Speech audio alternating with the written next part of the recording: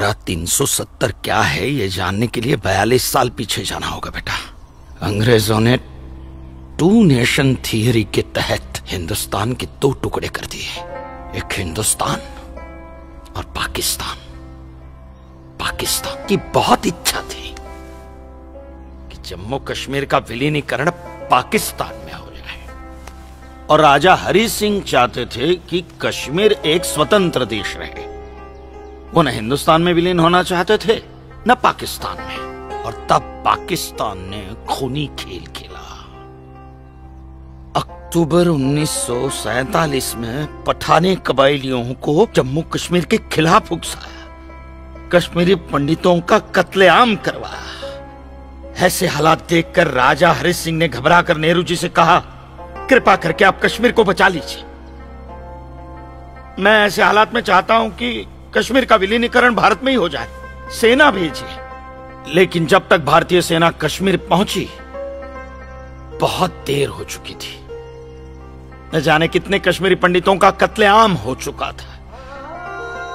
कश्मीर का 1/3 हिस्सा पठानी कबायलियों ने अपने कब्जे में कर लिया था। लेकिन अपनी इस नीच हरकत के बाद भी पाकिस्तान बाज नहीं आया। पठानी कबायलियों और भारतीय सेना के बीच युद्ध जारी रखा पाकिस्तान ने।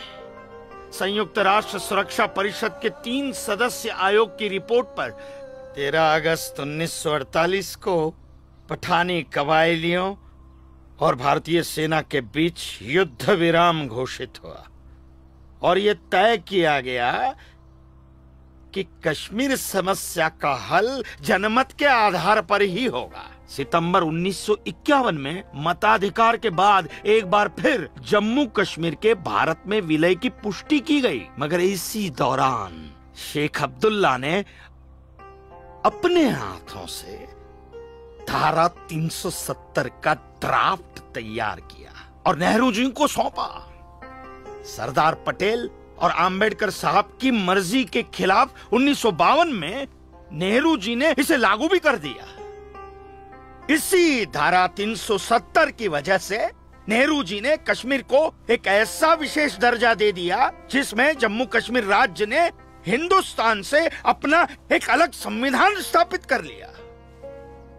इसी धारा 370 की वजह से हमारे हिंदुस्तान का राष्ट्र ध्वज अलग है और कश्मीर का भी ध्वज अलग। इसी धारा 370 की वजह से कश्मीर की कोई भी महिला यदि भारत के किसी भी अन्य राज्य के नागरिक के साथ शादी करती है तो उस महिला की नागरिकता समाप्त हो जाती है। लेकिन यदि वो महिला अगर किसी पाकिस्तानी नागरिक के साथ शादी करती है तो पाकिस्तानी नागरिक कश्मीर का नागरिक हो जाता है, हिंदुस्तान का नागरिक हो जाता है। इसी धारा 370 की वजह से भारत के किसी भी अन्य राज्य का नागरिक जम्मू कश्मीर में जमीन खरीद नहीं सकता, व्यापार नहीं कर सकता। लेकिन जम्मू कश्मीर का नागरिक भारत के किसी भी अन्य राज्य में जाकर अपना व्यापार कर सकता है, जमीन खरीद सकता है, कुछ भी कर सकता है। अरे ये बिग लैंड एबोल्यूशन एक्ट क्या है पता है?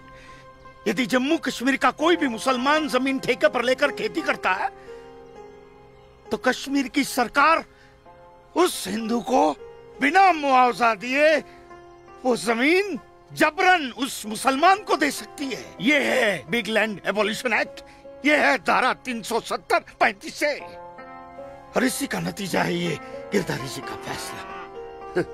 और सिर्फ यही नहीं, ये जो सरकार की ऋण निरस्तीकरण योजना है ना, इसके अंतर्गत उन सारे मुसलमानों का कर्जा माफ कर दिया जाएगा जो उन्होंने हिंदुओं से लिया। बताइए। सरकारी नौकरियों में 5% का आरक्षण हम हिंदुओं के लिए किया है। सारे हिंदू कश्मीर से चले जाएं, यही चाहता है पाकिस्तान और यही चाहते थे शेख अब्दुल्ला।